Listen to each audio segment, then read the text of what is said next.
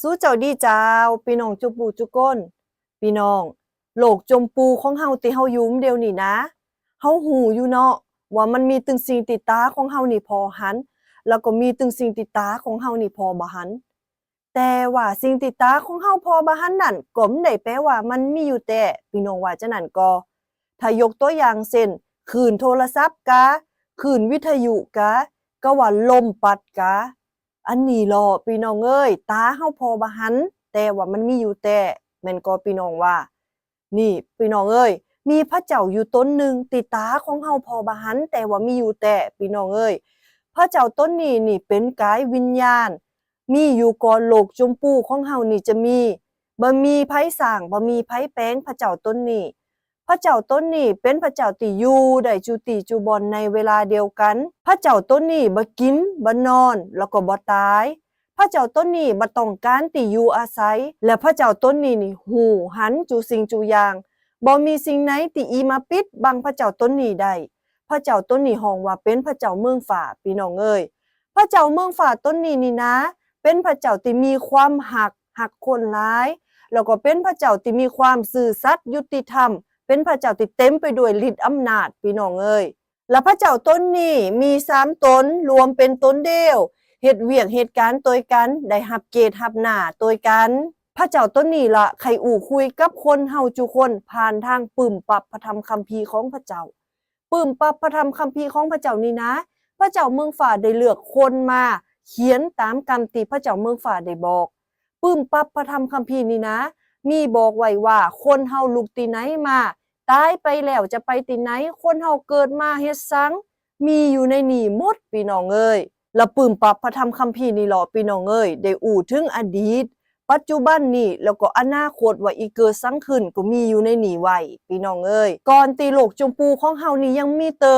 พระเจ้าเมืองฟ้านี่ก็ได้สร้างได้แปลงหมู่ทูตสวรรค์กว่าเทวตุตานี่เอามาหับใจพระเจ้าพี่น้องทูตสวรรค์เทวตุตาของพระเจ้าที่สร้างมานี่นะสร้างเต่าใดมีเต่านั้นพี่น้องเอ้ยทูตสวรรค์หมู่นี้ก็เป็นวิญญาณเหมือนกันแต่บ่ได้มีอำนาจเหมือนกับพระเจ้าย้อนว่ามันนี่เป็นผู้ที่ถูกสร้างแต่ว่าพระเจ้านี่เป็นผู้สร้างพี่น้องเอ้ยทูตสวรรค์หมู่นี้ก็บ่มีการกินการนอนบ่มีการตายพี่น้องเอ้ยแล้วก็มีทูตสวรรค์อยู่ตนหนึ่งชื่อว่าดาวประกายพี่น้องมันนี่ว่าหันโตเก่านี่งามแล้วมันก็ใครเป็นเหมือนพระเจ้าพี่น้องเอ้ยมันใครแย่งสิ่งตำแหน่งของพระเจ้าแต่ว่าพระเจ้าเมืองฟ้านี่หูกำกึดของมันพระเจ้าเมืองฟ้าก็ได้ขับไล่มันลงมาอยู่บนโลกของเฮาตั้งแต่นั้นเป็นต้นมาพี่น้องเอ้ยมันบ่ได้จื่อว่าเป็นทูตสวรรค์ก็ว่าเทวดาแล้วพระเจ้าเมืองฟ้าเปลี่ยนชื่อให้มันว่าเป็นผีมารซาตานหมายถึงว่าผู้ที่ต่อต้านพระเจ้าแต่ว่าทูตสวรรค์ดีก็มีอยู่กับพระเจ้าอยู่พี่น้องเอ้ยแล้วพระเจ้าเมืองฟ้าก็ได้สร้างได้แปลงมรณะไว้ให้ผีมารซาตานนี่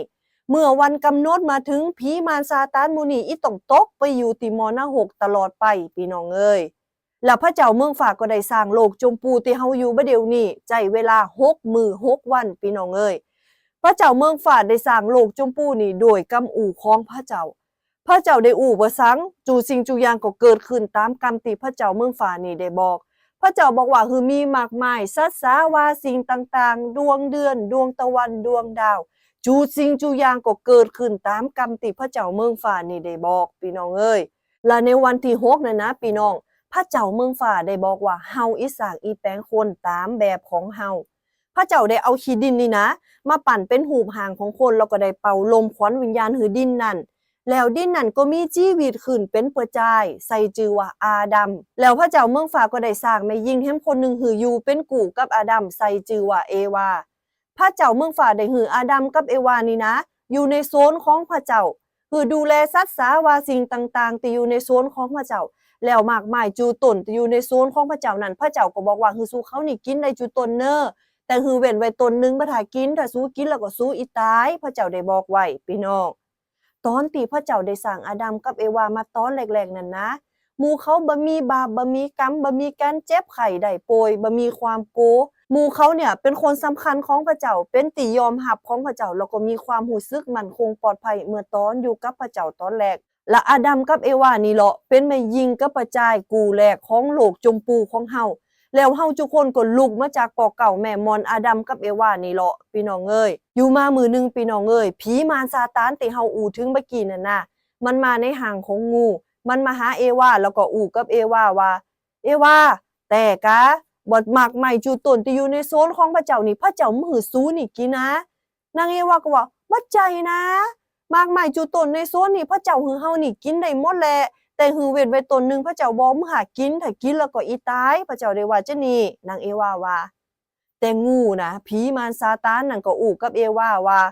มาใจกล้าก็ย้อนว่าพระเจ้าเมืองฟ้านี่ฮู้ว่าถ้าซูนี่กินนี่ซูนี่อีเป็นเหมือนพระเจ้าและนางเอวานี่ก็แง้นพอมากมายต้นนั้นก็ไปหยิบมากินพี่น้องโตเก่ากินมาปอกก็ไปส่งหืออาดัมกินแถมนี่เลาะพี่น้องเอ้ยการที่ว่าเขาบ่เจอฟังกรรมของพระเจ้านี่เลาะเหยียหืออาดัมกับเอวานี่มีบาปมีกรรมพี่น้องเอ้ยความตายที่พระเจ้าเมืองฟ้าได้บอกไว้นี่ก็มีอยู่3อย่างพี่น้องตายจากพระเจ้าถูกตัดขาดจากพระเจ้าตายร่างกายเฮาต้องตายแล้วบ่พอขวัญวิญญาณเมื่อเฮาตายแล้วเฮาต้องตกไปอยู่มรณะกับผีมารซาตานย้อนว่าปอกเก่าแม่มอนอาดัมเอวานี่เขาไปฟังกรรมของผีมารซาตานแทนฟังกรรมของพระเจ้าพี่น้องเอ้ยเฮาทุกคนที่เกิดมานี่นะพี่น้องเอ้ยมีเวรมีกรรมเกิดมาชดใช้เวรชดใช้กรรมน่ะพี่น้องเอ้ยมีความตุกข์กายตุกข์ใจตุกข์ในการเกิดตุกข์ในการแก่แล้วก็ตุกข์ในการตายบ่พอเฮาทุกคนต้องตกไปติมรณะแถมพี่น้องเอ้ยแล้วพระเจ้าเมืองฟ้าก็ได้แจ้งงูนั่นพี่น้องเอ้ยสูนี่มาหลอกอาดัมกับเอวาหลังจากนี้ไปตีนของสูจะบ่มีสูอีต้องใจต้องของสูนี่เลิดไปตามดินแล้วก็กินขี้ดินเป็นอาหารพระเจ้าเมืองฟ้าได้แจ้งงูไว้จังนั้นแล้วก็ท่าไว้เน้อมีผู้หนึ่งเน้ออีเกิดมาในเจอซ้ายของผู้หญิงเมื่อเขาเกิดมาแล้วเขาอีมาย่ำหัวงูนี่คือแบนนะพระเจ้าเมืองฟ้าได้ว่าไว้พี่น้องเอ้ยนางเอวาพระเจ้าได้ว่านางเอวาสูนี่บ่ฟังกรรมของเฮาไปฟังกรรมของผีมารซาตานหลังจากนี้สูนอนกับอาดัมนี่จะมีลูกมานี่ถ้าสูอีเกิดลูกนี่จะเจ็บต้องเหมือนกับอีตายพระเจ้าได้บอกไว้จังนี่มันก็เป็นเหมือนตามกรรมที่พระเจ้าได้บอกไว้แม่นก็พี่น้องแล้วพระเจ้าเมืองฟ้าก็แจ้งอาดัมบอกว่าสูนี่บ่ฟังกรรมเฮาไปฟังกรรมของเมไปฟังกรรมของผี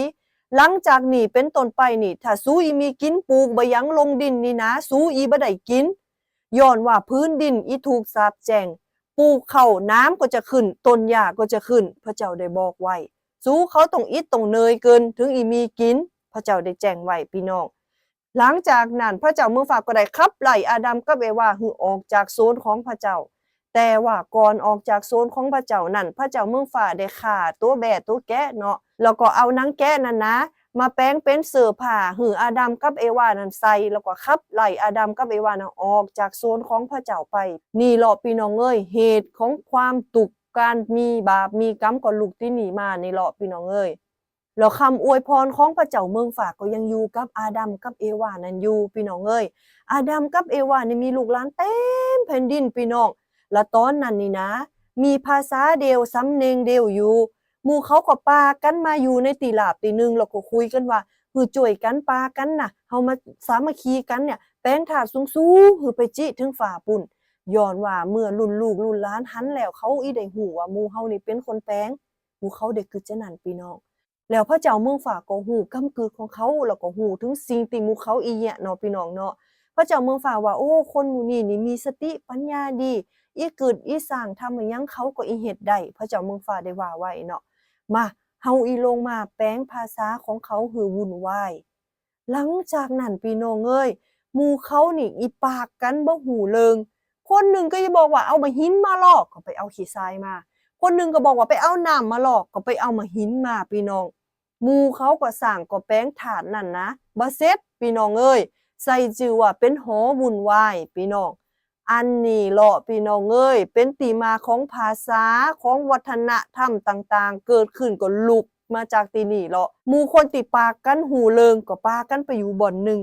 หมู่คนที่ปากภาษานี้กันหูเริงก็ปากันไปอยู่บ่อนหนึ่งก็ย้ายไปแตกไปนี่เลาะพี่น้องเอ้ยแต่ว่าพระเจ้าเมืองฟ้านี่นะหูจูภาษาย้อนว่าพระเจ้าเมืองฟ้าเป็นผู้ปันภาษาให้กับเฮาเน้อพี่น้องเน้อหลังจากที่มีหลายภาษาเกิดขึ้นแล้วนะพี่น้องคนก็แตกกันไปอยู่เป็นตีเนาะ หมู่เขาก็หลงลืมว่ามีพระเจ้าพระผู้สร้างผู้แปลงเขามาพี่น้องเอ้ยแต่ว่าลึกๆในใจของแต่ละคนนี่ก็ฮู้ว่าตัวของเขานี่มีบาปมีกรรมแล้วก็ไข่ป่นบาปป่นกรรมตามกรรมเกิดของหมู่เขาก็ไปเสาะหาพระเจ้าเนาะเอามาปกปักรักษาหมู่เขาบางคนก็ไปสร้างไปแปลงพระเจ้าเอามานบมาไหว้ฮือปกปักรักษาเขาบางคนก็คิดว่าพระเจ้าที่อีปกปักรักษาเขาได้นี่สามารถสื่อคล้ายกันได้พี่น้องแล้วบางคนก็คิดว่าการทำดีทำบุญต่างๆนี่นะอีจ่อยหือบาปกรรมที่เขามีนั่นหลุดไปพี่น้องบางคนก็เอาผีนี่นะพี่น้องเอ้ยมาเป็นพระเจ้ามาปกปักรักษาตัวของหมู่เขาพี่น้องพระเจ้าเมืองฟ้าหันพระเจ้าเมืองฟ้าฮู้ว่าเฮานี่ใครป่นบาปป่นกรรมบ่อยากมีสิ่งหมู่นี้อยู่กับตัวเนาะแต่ว่าเฮาก็กึดก็ทำตามความคิดของเฮาก็บ่สามารถที่อีจ่อยตัวของเฮาได้เมื่อพระเจ้าเมืองฟ้าฮู้ว่าเฮานี่ใครป่นเวรป่นกรรมเนาะตามกรรมกึดของเฮาแต่ว่าเฮาก็บ่สามารถที่จะจ่อยตัวเก่าได้พระเจ้าเมืองฟ้าก็ได้ลงมาเกิดเป็นคนเพื่อมา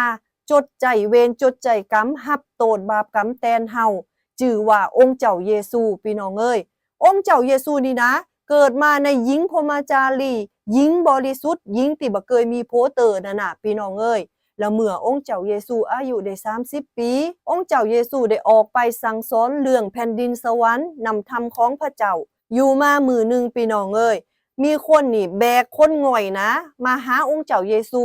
คนง่อยนี่นะเป็นง่อยตั้งแต่เกิดเป็นโรคบาปโรคกรรมเนาะพี่น้องเนาะเมื่อมาอยู่ต่อหน้าองค์เจ้าเยซูเขาก็มีความเชื่อว่าองค์เจ้าเยซูอีรักษาเขาได้องค์เจ้าเยซูก็หูในจิตในใจของเขาองค์เจ้าเยซูได้อู้กับเขาว่าย้อนว่าสู้เจือสู้ถึงหายเฮือลุกขึ้นแล้วก็ยกบอนนอนของสู้นี่ปิกไปติเฮินพี่น้องคนง่อยที่นอนอยู่เดินบ่ได้ตั้งแต่เกิดนี่นะก็ลุกขึ้นตามกรรมที่พระเจ้าเยซูได้บอกเขาได้ลุกขึ้นแทบบ่ป้อยยกที่นอนของเขานี่เดินปิกบ้านไปด้วยความสื่นสมยินดีในใจย้อนว่าเขาหายแล้วพี่น้องเอ้ยในเรื่องนี้ล่ะพี่น้องเอ้ยหันได้อย่างแต่ว่าองค์เจ้าเยซูนี่นะเป็นพระเจ้าที่สามารถยกบาปกรรมของคนเฮาได้แล้วก็มีมื้อนึงพี่น้องเอ้ยพระเจ้าเยซูนี่ได้อู้กับลูกศิษย์ลูกหาของเพิ่นว่าคือเฮานี่ลงเรือไปอีข้ามฝั่งไปติฝั่งตั้งปุ่นนี่เนาะลูกศิษย์ลูกหากับองค์เจ้าเยซูก็พากันลงเรือในระหว่างทางอีข้ามไปนั่นน้ำแม่ก็เกิดลมพายุใหญ่ฝนก็ตกฟ้าก็ห้องลมก็ปัดคลื่นน้ำก็มีพี่น้องเอ้ยลูกศิษย์ลูกหาก็พยายามประคับประคองเรือคืออยู่ไว้เนาะน้ำเข้าเรือก็พากันตักน้ำออกแต่ว่ายิ่งเนี่ยลมพายุนั่นก็ใหญ่ขึ้นพี่น้องเอ้ยหมู่เขาก็มีความกลัวก็หันว่าองค์เจ้าเยซูนี่นอนหลับอยู่ที่ใต้เรือพี่น้องเอ้ยก็เขาก็ไปหาองค์เจ้าเยซูแล้วก็ห้ององค์เจ้าเยซูว่าองค์เจ้าเยซูเอ้ยบ่เป็นห่วงหมู่เฮาเลยกะเนี่ยเรืออีม้างแล้วเรืออีจมแล้วเฮาอีตายกันหมดแล้วองค์เจ้าเยซูได้ยินจังนั้นก็ลุกขึ้นพี่น้องและย่างไปที่หัวเรืออู้กับลมพายุนั่นว่าหยุดพี่น้องลมพายุธรรมชาตินั่นก็หยุดตามกรรมที่พระเจ้าเยซูได้บอกพี่น้องเอ้ยในเรื่องนี้ได้หันอย่างชัดเจนว่าองค์เจ้าเยซูนี่เป็นพระเจ้าผู้สร้างผู้แปลงโลกจมปูที่เฮาอยู่บ่เดี๋ยวนี้ย้อนว่าลมพายุธรรมชาติก็ฟังกำเพลินพี่น้องเอ้ย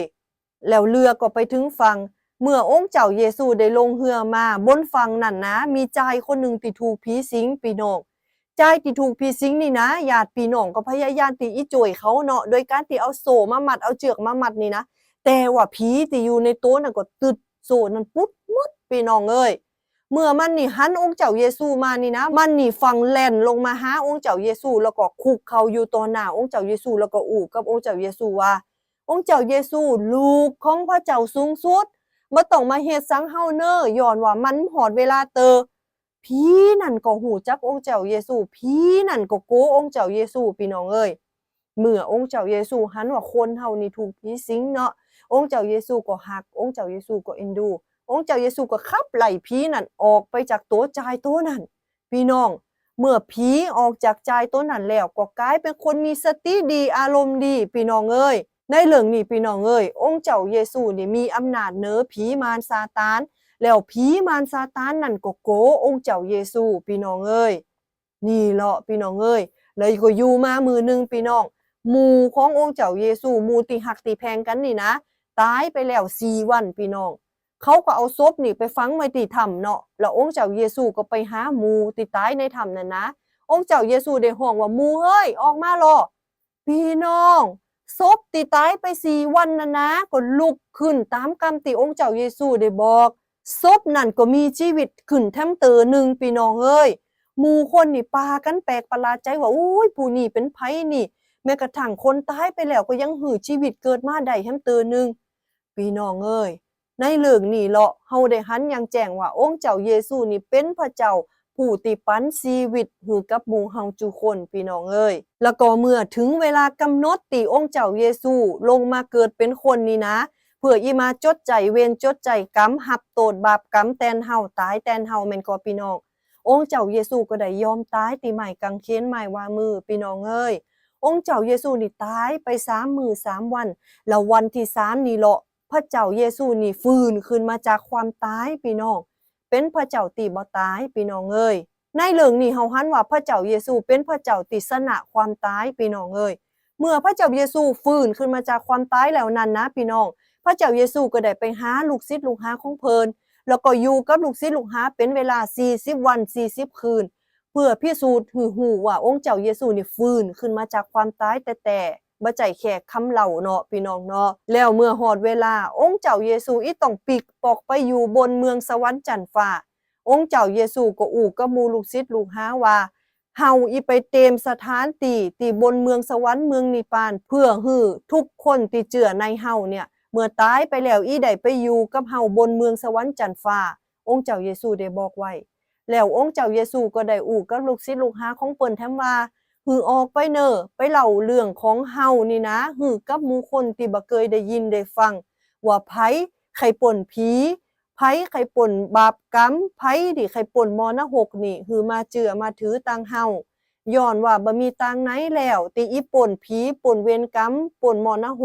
นอกจากตังเฮาองค์เจ้าเยซูได้บอกแถมว่าเฮาเป็นตังนั้นเฮาเป็นความจริงและเฮาก็เป็นชีวิตบ่มีไผที่อีไปบนเมืองสวรรค์ใดถ้าบ่มาตังเฮาองค์เจ้าเยซูได้บอกไว้พี่น้องเอ้ยพระเจ้าเยซูได้บอกแถมว่าเฮาอีปีกปอกมาบนโลกนี้แฮมเตือ1เตือที่2เตือที่2ที่เฮาอีปีกมานี่นะเฮาอีมาพิพากษาตัดสินโลกนี้ไผที่เชื่อในเฮาก็อีได้ไปอยู่บนเมืองสวรรค์จันทร์ฟ้ากับเฮาแล้วก็ไผที่บ่เชื่อในเฮาต้องตกลงไปอยู่ที่มรณะกับพิมารซาตานอยู่ตลอดไปเมื่อพี่น้องได้ยินเรื่องขององค์เจ้าเยซูนี่แล้วเนาะพี่น้องเนาะพี่น้องใครรับเอาองค์เจ้าเยซูเป็นพระเจ้าของพี่น้องก็พี่น้องต้องยอมรับก่อนว่าพี่น้องมีบาปกรรมและบ่สามารถที่จะโจยตัวเก่าได้และพี่น้องก็เชื่อว่าองค์เจ้าเยซูนี่เป็นพระเจ้าลงมาเกิดเป็นคนองค์เจ้าเยซูได้มาตายรับบาปกรรมแทนพี่น้องแล้ววันที่3องค์เจ้าเยซูเป็นขึ้นมาจากความตายถ้าพี่น้องเชื่อใจอีพี่น้องก็อีต้องรับจุ่มน้ำเนาะในชื่อของพระเจ้าปอพระเจ้าลูกแล้วก็พระเจ้าวิญญาณเมื่อพี่น้องได้จุ่มน้ำแล้วนั่นพี่น้องก็อีได้รับพระวิญญาณบริสุทธิ์มาอยู่ในตัวของพี่น้องพระวิญญาณบริสุทธิ์นี่แหละอีได้หือชีวิตใหม่กับพี่น้องได้หือหัวใจใหม่กับพี่น้องแล้วพี่น้องอีป่นเวรป่นกรรมป่นผีแล้วก็ป่นมรณะแล้วพี่น้องเอ้ยเมื่อพี่น้องได้ป่นผีป่นเวรป่นกรรมป่นมรณะผ่านทางองค์เจ้าเยซูนี่แล้วก็คือพี่น้องนี่ออกไปเล่าเรื่องขององค์เจ้าเยซูฮือคนในครอบครัวของพี่น้องฟังโตยพี่น้องเอ้ยแล้วก็เมื่อหมู่เขาเชื่อแล้วนั่นก็คือพวกเขาได้จุ่มน้ำในชื่อของพระเจ้าปอพระเจ้าลูกแล้วก็พระเจ้าวิญญาณเหมือนกับพี่น้องแล้วก็ต้องมีการร่วมตัวนมัสการศึกษานำธรรมของพระเจ้าผ่านทางปึ้มปับประธรรมคัมภีร์ของพระเจ้าพี่น้องเอ้ยนี่แหละพี่น้องเอ้ยเป็นข่าวดีของคนเฮาทุกคนที่เฮาอีป่นบาปป่นกรรมป่นผีป่นมรณะใดก็ผ่านทางองค์เจ้าเยซูนี่แหละพี่น้องเอ้ยก็ขอพระเจ้าที่จะปันปอนอวยพรพี่น้องจุปูจุคนเน้อสวัสดีสบายดีเจ้า